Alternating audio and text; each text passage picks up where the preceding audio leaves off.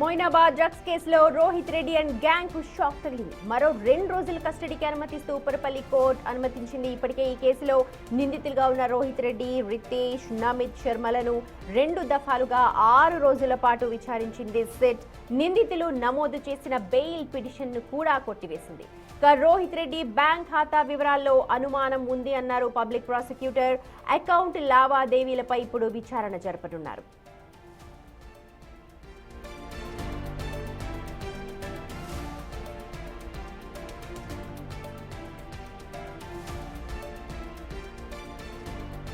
Moinabad farm house కేసులో ప్రధాన నిందితుడు రోహిత్ రెడ్డి బ్యాంక్ లావాదేవీలపై సిట్ నిఘా పెట్టింది. డ్రగ్స్ వ్యవహారం వెనుక ఉన్న నెట్వర్క్ ఏంటి, అసలు ఈ నగదు ఎక్కడి నుండి ఎక్కడికి తరలిస్తూ ఉన్నారు అన్న కోణంలో కూడా దర్యాప్తు చేస్తూ ఉన్నారు. ఉప్పర్పల్లి కోర్టు 2 రోజుల కస్టడీకి అనుమతి ఇవ్వడంతో చెంచల్గూడ జైల్లో ఉన్న నిందితులను కోర్టులో హాజరుపరిచి కస్టడీలోకి తీసుకోనున్నారు. దీనిపై పూర్తి సమాచారాన్ని మా ప్రతినిధి విజయ్ అందిస్తారు.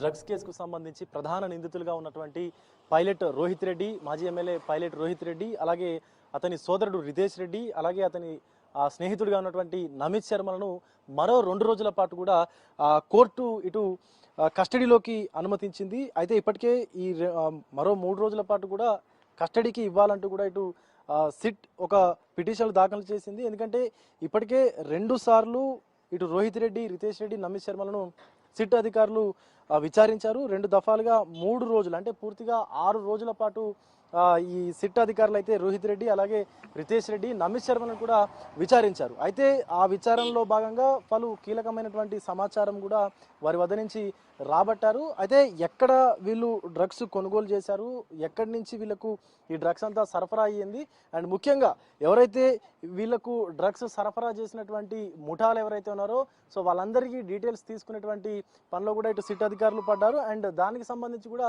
పూర్తి వివరాలు సేకరించేటువంటి పనిలో పడ్డారు. సో ముఖ్యంగా రోహిత్ రెడ్డి, రితేష్ రెడ్డి, అలాగే నమిత్ శర్మ ఈ 3 వ్యక్తులు కూడా విచారణకు కొంత సహకరించట్లేదు. అందుకే మరొకసారి కూడా వీళ్ళని కస్టడీలోకి ఇవ్వాలంటూ కూడా ఇటు సిట్ పిటిషన్ దాఖలు చేసింది.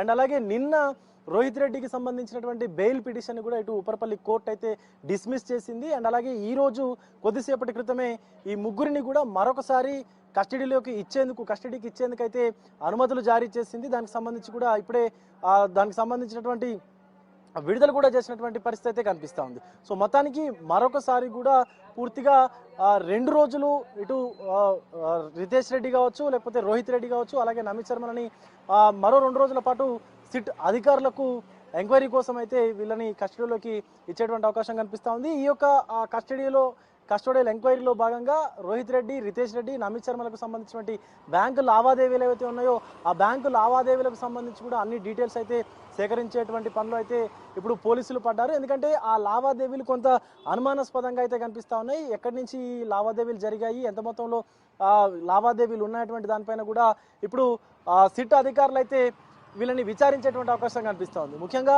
గతంలో కూడా 2 సార్లు విచారించినప్పుడు 3 కూడా కొంత విచారణకు సరిగా సహకరించలేదు అన్నటువంటి కోణంలో ఇప్పటికే సిట్ పిటిషన్ దాఖలు చేసి మరోసారి ఎంక్వైరీకి కస్టోడియల్ ఎంక్వైరీకి పర్మిషన్ ఇవ్వాలని చెప్పేసి కోర్టును కోరింది. కోర్టు కూడా దీనికి సంబంధించి పర్మిషన్ అయితే ఇచ్చింది. సో ఇప్పుడు అసలు పైలట్ రోహిత్ రెడ్డికి సంబంధించినటువంటి బ్యాంకు లావాదేవీలు అయితే ఏవైతే ఉన్నాయో వాటికి సంబంధించి కూడా పూర్తిగా ఇటు అధికారులు అయితే ఎంక్వైరీ చేసేటువంటి పరిస్థితి అయితే కనిపిస్తుంది.